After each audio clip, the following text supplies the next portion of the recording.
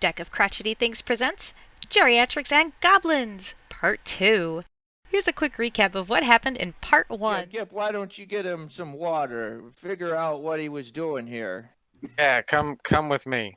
Before you can then move on to the next thing, you hear a disturbance as something falls over in one of the wagons, Okay. like a box falling off a shelf. Okay. Father Joseph, he's gonna immediately forget about his patient and kind of wander over. Oh, what was that? Cool. While no one's looking, I'm gonna slit his throat. Bedside doesn't matter. Oh.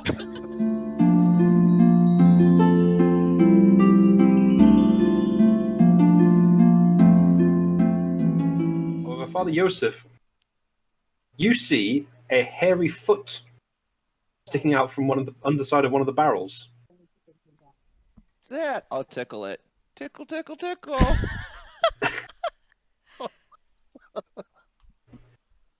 Oh man.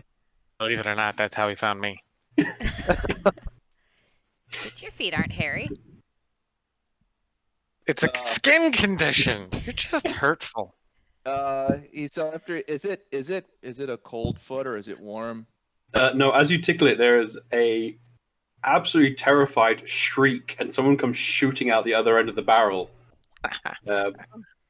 And it's a terrified little halfling. Yeah, it's one of your friends, except he's not as green as you. He must not have the skin condition. He's incredibly pale. Oh, are you all right, my boy? Do you need help? Does he look Do like you need help? He's got a very tiny dagger and he looks terrified. Just snuck out of nowhere and tickled my foot. Oh, sorry about that. I can't help myself. Good thing I'm wearing shoes. Yeah, me too. Note to Oh, self, look who's put the- shoes on. What Oh, are you I'm a doing out millionaire. here, I my have boy? shoes. This is dangerous place. Some people were attacked. You shouldn't be out here. Yes, I was attacked. I was there. Oh, What- you poor boy. What happened? Attacked by goblins. How? Do you have an assistant? Yeah. Well, my friend Giff here often helps me out with some things. Hi. And Is he Tim, okay? And we have Gnome too, who's also. I don't know why the halfling voice is so shrill. Sorry. He's fine. He's just a little addled. He's been around the block a few times.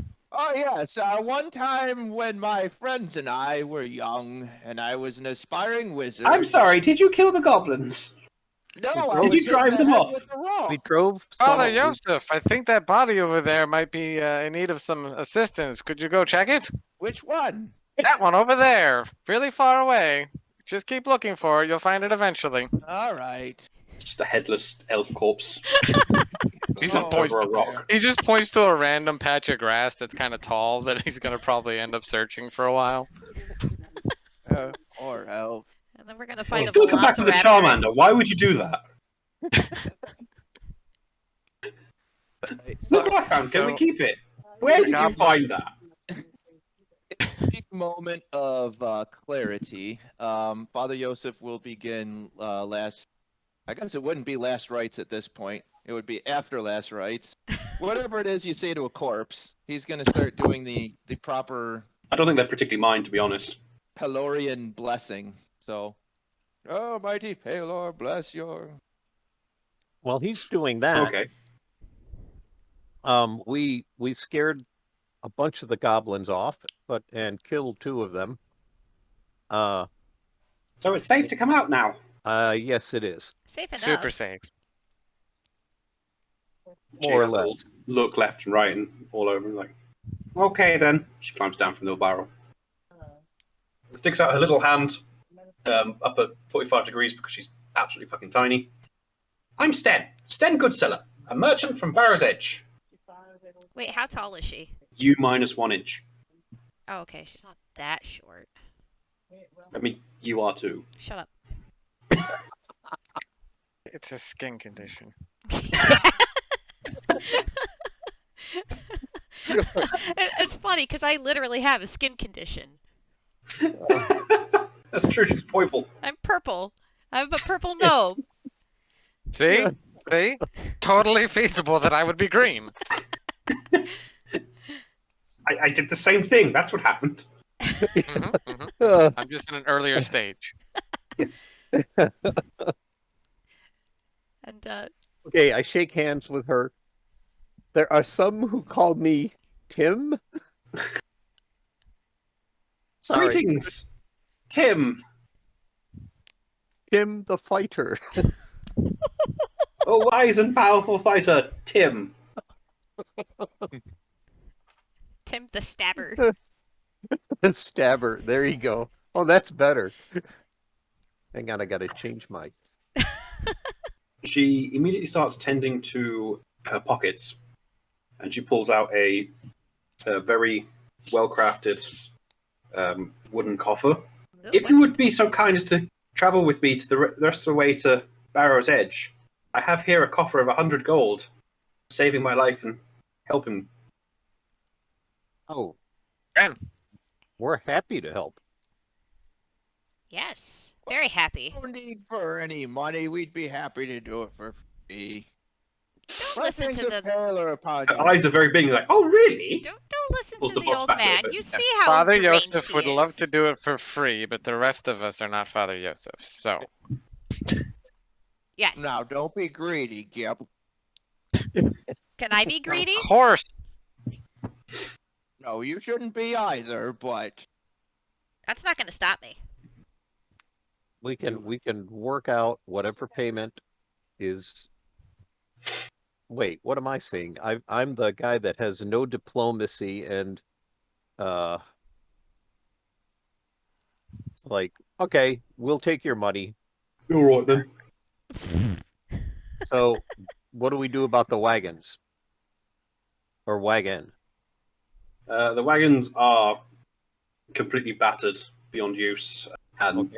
aside from the ruined materials such as the carpets and the carrots and the vegetables that have been stomped to the ground, there's really nothing else about. You do find about 24 silver pieces amongst the possessions of the elves that you've presided rights over. Hey, look, Okay. a burial fee. well, yeah, Father Yosef won't. He won't take any of it, but he's not paying super close attention to everybody else. So if they loot it, he just won't notice. We do. He will start munching on one of the carrots, and he'll just kind of like offer one to the halfling and some of the other people. I found a carrot. Hungry? Oh, Father Yosef. He's always so helpful and generous. Oh, A little well, odd, that was but exciting. So we escort the halfling basically, since everything can't really be carried. Well, wait a minute. What was going on with the talking rug, guys? All right now. He's gonna wander over to that rug and open it up, see what the ones the goblins were trying to carry off. You can see that there are two very wide holes going through it, and it's slightly covered in blood as well. I don't think the rug's going to make it. So they were just taking the rug to have a rug. It's a nice rug. It looked like it was a nice rug, yeah. Blue. Oh, okay. Used to be. it could be a nice rug again. And Skimperdina goes over and casts prestidigitation on it to make it whole and clean. I think mending is what makes it Mending. whole, but you do make it clean. Well, no, because in 3.5, I think you can use prestidigitation to fix stuff. Let me check. Let's see. Prestidigitation uses in 3.5. Oh, I guess maybe you can only clean stuff. Yeah, it's clean though. It's Well, clean you can though. mend it. There's- You can there's a mend clean it. rug. and I don't clean have it. mending though. Oh, Oh. you could find someone who does. That's true. Maybe. Well, at least the blood's out. Well, I think the important thing is to get our good friend here back to town. You're Yeah. right. Yes, you're right, Gib. That is exactly what we need to do. It's been a very stressful day for everyone here. Yes. Yes, in fact, you manage to you take her with you, and you make your way down the road, and you eventually do get to Barrow's Edge, Yay. Yay. which is a very small settlement. It's very remote. There is Stern Goodsellers Emporium, the Barrow's Edge Inn. There is a temple. Is it a temple of Palor or just kind of a generic temple or? It is a generic temple, an open temple. Large building's unpainted exterior clearly shows it to be recent construction. Outside, the carved wooden symbols of many gods await their first coat of paint and identify it as a place of worship. There is also a mysticality. You can't help but notice this small one-story building, painted bright purple with gold stars spangling the exterior. This shop demands to be looked at. A sign above the door reads Mysticality. Heavy purple drapes cover the windows. And in addition to this, you see the usual smattering of houses, blacksmith and stable, tinker and grocer, and just the small things. I need to go to Mysticality. So Father Joseph is he's gonna take a gold piece and put it in the hands of the halfling. And say, You've had a rough day, dear. Why don't you go get something to eat? And then he's gonna say, I'm gonna go to the temple. I'll be around. He's gonna wander off and do his. He's just gonna pay. She looks down at the coin in her hand, looks back up at you, looks down at the coin, Just kind of looks up at shakes his everyone head. else, and then everyone else sort of looks back down in her hand, and she's already pocketed the coin. Well, thank you very much for bringing me. This is my emporium, Stone Goodsellers Emporium. A sign above the door reads Sten's Goodseller Emporium. Little of the original cabin can still be seen, as numerous additions jut off all sides and up one level. What had been a front porch now serves as a glassed-in display area. Equipment of all description fills the many shelves and cases visible through. The display windows, including lanterns, torches, bolts of cotton, bags of seed, and more. I shall have to see about getting another trader caravan through. Mm-hmm. About that 100 gold. Ah, yes! She holds out the little coffer and she opens it, and inside is a small slip of paper, which she opens, puts on the back of the box as a writing brace, and then she writes credit of 100 gold coins. Did we just get an IOU? And she hands you this coupon for Sten Goodsellers Emporium. Anything you want, up to 100 gold. This Yes. is... All right, well, that's useless. And he kind of hands it over to the other two people and grumps over to the edge and Skimperdina Well. takes the coupon, just kind of like thinks to herself, halflings, why? It's a skin condition. I stab him and take it just to have it. Just to have a coupon then. It's stupid. You never know. So- It can come in handy. Do Tim you follow takes your it. friend to the temple, or just stand in the street grumbling No, about he's going to the halflings inn. and coupons?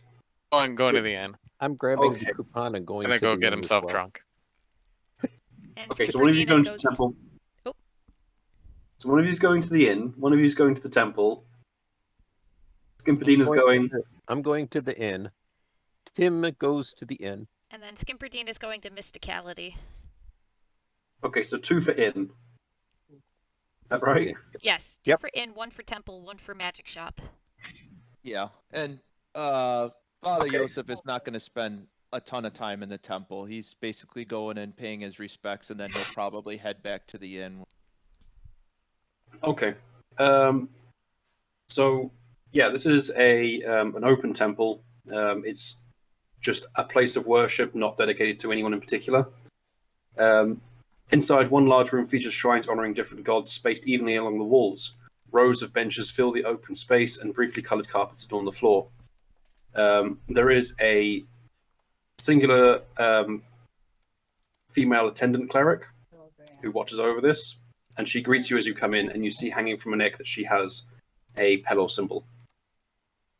Well, she should see I that. am Lystra. Welcome. Hello, nice to meet you. I'm Father Joseph. I see you serve Pelor as well. Yes, I have done for all my life now. Oh, that's quite good. This is a nice little town you have here. Yes, I've come to indulge in this a little bit. It's very pleasant, if a little bit burdened. Oh, how so? Well, the goblins have been getting very rowdy recently. Oh, like the green halfling. Yeah. I suppose one could describe them as a green halfling, yes? Oh, really? Well, that's awful. I think we ran into some of them earlier. Found a poor little not green halfling. Oh, poor thing. I think she lives here. Oh, that would be Sten. Oh, so you're here to help with the problem then? Oh, I'm here to help with any problems. I love helping. Well, if you are here to assist in the village, then I will assist you. If you ever need any healing, you can come here and I will heal a fellow of the Pelorian faith for free. Oh, In addition, I have access to other spells that I will gladly barter for. Oh, that's quite nice of you. Yes, I'm sure we will need your services. It's a dangerous world out there. Well, that's very nice to hear. Tell me about these goblins again. You're having said you're having a problem. Are they coming into town and like? Yes, she goes on to explain to you that over the last couple of years, goblins would occasionally raid, but not very much. Like they would just steal something that had been left out, some tools, or maybe one time a sheep. But recently they've becoming much more organized, and they've been seen scouting from the tree line, and the town has officially had enough now. Oh, that is unfortunate. Can I just swap to the mysticality? Or she goes on for quite a bit. Okay. So a soft chime sounds as the door opens. Shadowy illuminations provided by a few candles softly lights the side of the shop. The scent of lilac incense hangs heavy in the air.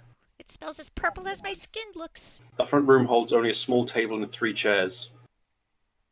As you stand just in the doorway looking around, a male elf wearing brightly coloured clothes and bedecked with numerous scarves, charms, and trinkets looks at you through half-closed eyes and smiles knowingly. You come with questions. I, Thamior, search. Goodness me. Search for answers. 1 silver piece gives you a glimpse of the future. And he doesn't really move as he sits cross-legged on a pillow. Oh, purple one. Yeah, Wait, do I even actually have any money on me? She starts rummaging through her pockets. I honestly, I didn't write down starting money on my character sheet because I forgot. You probably have a silver piece. Okay, so I walk over to the table and sit down across from the elf and set the silver coin on the table. How do I stop being purple? Give me your hand, child. Okay, she proffers her hand to him. He starts tracing something on the palm of your hand, and he looks down at it and looks up at you and sort of sneers a little bit as he looks back down at his hand. Why are you sneering? You have a very interesting condition here. Yes. Would you mind if I do a tarot reading as well? Is it going to cost extra? No. Then yes, go for it. He pulls out his tarot deck and he spreads the cards out for you to pick. Okay, so I pick cards. Well, how many cards am I allowed to pick? Just keep picking. Okay, so she starts with the first card.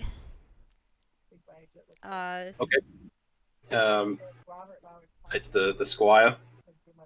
Okay, and then Okay. Next one is the fool. Very interesting. and she grabs the fourth card in the row.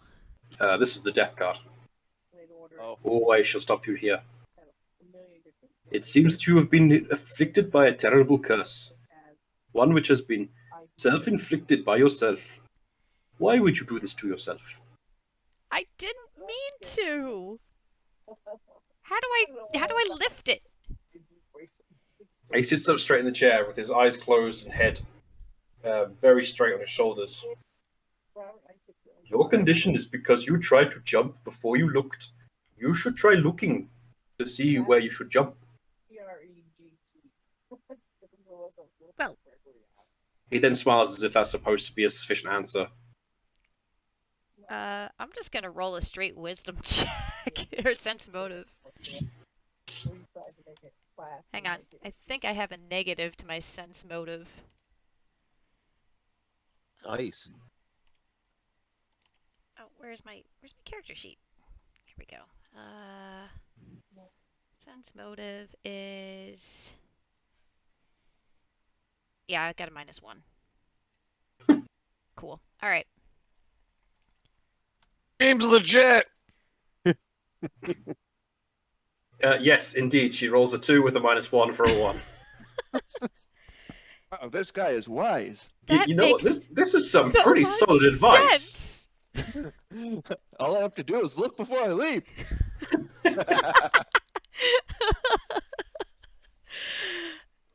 No, you're right. I didn't look before I leapt.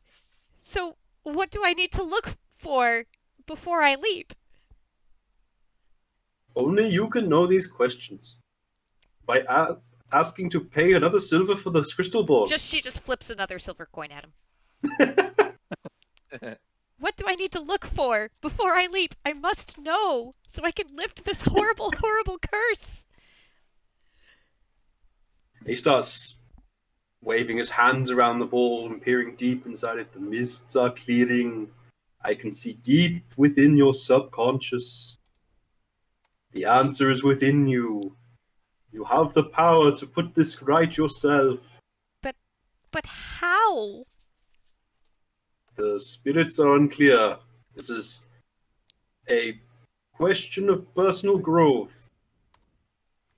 Okay, I'm gonna roll another 1d 20 -1 for wisdom. Let's see if I can actually do this. Oh, I guess that makes perfect sense.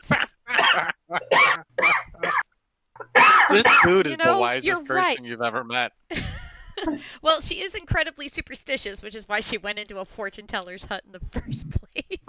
I think I'm seeing why I was able to hang out with you guys and totally convince you I was a halfling. Skimperdina's He's halfling still, accident. right? Yeah, cool. She had an alchemical accident which kind of busted her wisdom and turned her purple. So she's not like she's smart, but she's really, really dumb.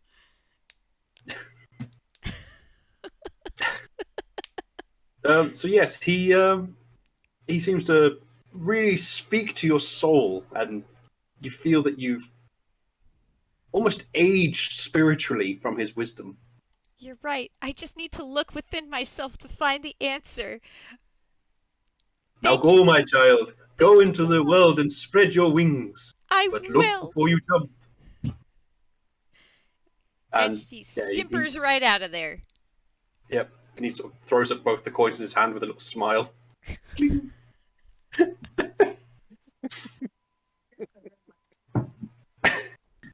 So, you two are in the Barrow Edge Inn. Yeah. Yep. Do you want me to make a disguise check to see how good my disguise was?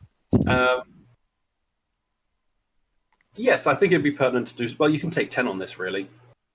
What Okay, would it then be if I you would rolled I would have a 15 if I did. Okay, that's pretty reasonable. Okay. The interior of the inn feels warm and hospitable as it seemed from outside. The warm smells of stew and fresh baked bread wafting from the kitchen, and a portly woman bustles about pouring drinks, serving food. When she sees you two, she asks, "Travellers? Welcome. We've food and drink in rooms, all warm and clean." She turns to a pair of farmhands lounging by the hearth. "Dwarf, Dissy, move. Give these newcomers space to settle in by the fire." The two farmers nod amiably and shift to another table. "Now, what can I get you?" So Gip slams a gold coin on the table and is like, as much booze as that'll get me. "Coming right up, sir." And she disappears off. What are you gonna have, Tim? Tim looks at her, bustling off. What are you drinking, Tim? Tim the Stabber is drinking stout. He puts a gold piece on the table and says some stew and some bread. I love stout. And some stout. I know, I love stout. We're gonna need to get some Guinness. I know. I'm eating too. It's just a liquid diet. Here in Germany, we do call beer Flüssigbrot, which is liquid bread, as it should be. Good bread and keep it coming till it don't pay for it no more. So she eventually comes back with a single gallon. Not a gallon, like a units. Goodness me, Lewis, units. So she comes back with a mug, like a pint glass of ale. She puts it in front of you. "I've opened a tab for you, and you can just keep ordering." Perfect. Did you want anything? Tim? Wait, am I want to make Yeah. sure. Yeah, okay. Tim likes stout. He's looking stout. for some stew. And some stew Stout and stew. Got it. with some bread. Bread. Because the bread, Dipping bread. smelled good. Yes. Yeah. So as you're ordering drinks and food, is there anything in addition you want to do while you're hanging about here? Case the place. Case the place. Okay. Yeah. Where does it look like they keep their money? How observant does everybody seem to be? Their ins and outs that I could get into at night. That kind of stuff.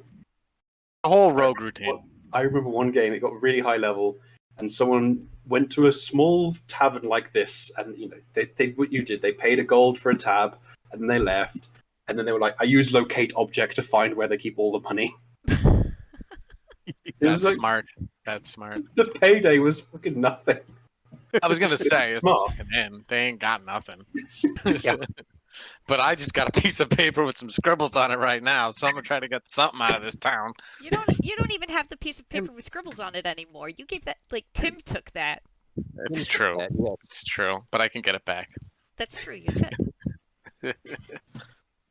Not So yeah, you If there's case the nothing place. of value, yeah, you could just be like, don't worry about it if it's not really worthwhile, but that's what I'm doing. It's fine. That's what you're doing. Is there anything else you want to do while you wait for everyone else to sort of roll in? Let's see. The farmers that made way for us, they're very amicable about the whole thing. Oh yeah, they're pretty chill. Tim would I don't know, do I have enough intelligence to think of this? I don't know, Dad, do you? I got 16, so if you don't, I might. I don't know. Smart halfling. Oh, Mm-hmm. I might. It's a skin condition. About just general terms about the goblin problem. They knew any, Okay. Yeah, they tell you pretty much the same thing that was told at the temple.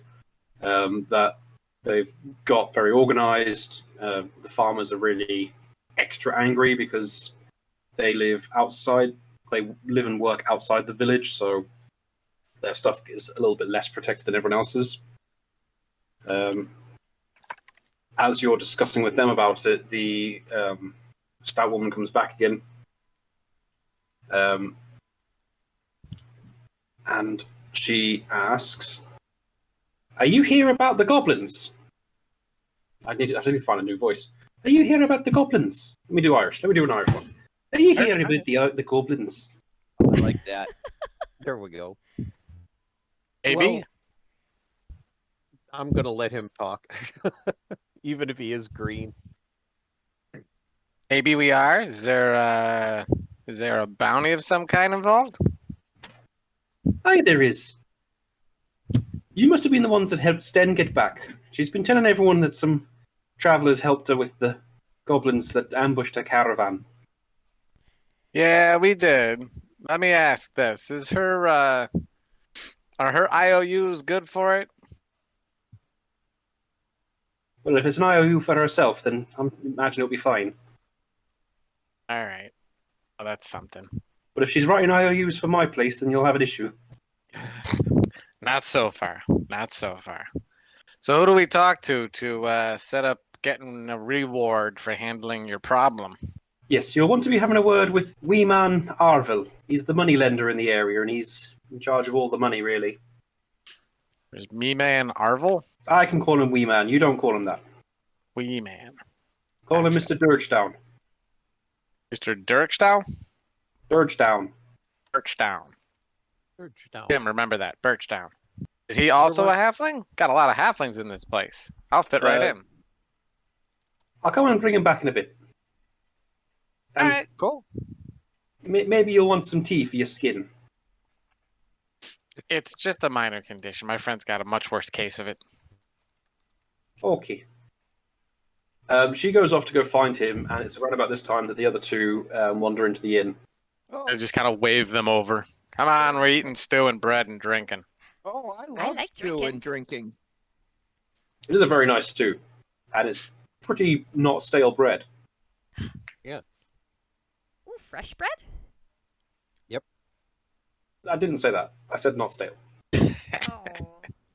Aw. Oh. All right. Well, it's good for dipping. It's dipping bread. Very good. For As you settle down around the table, Mally comes back with Mr. Dirgedown. And here are the adventures I was telling you about. The powerfully built dwarf wears expensive clothing and appears to be healthy but very old. Ah, He sniffs not a indignantly halfling. as he looks over and says, "I imagine these'll have to do."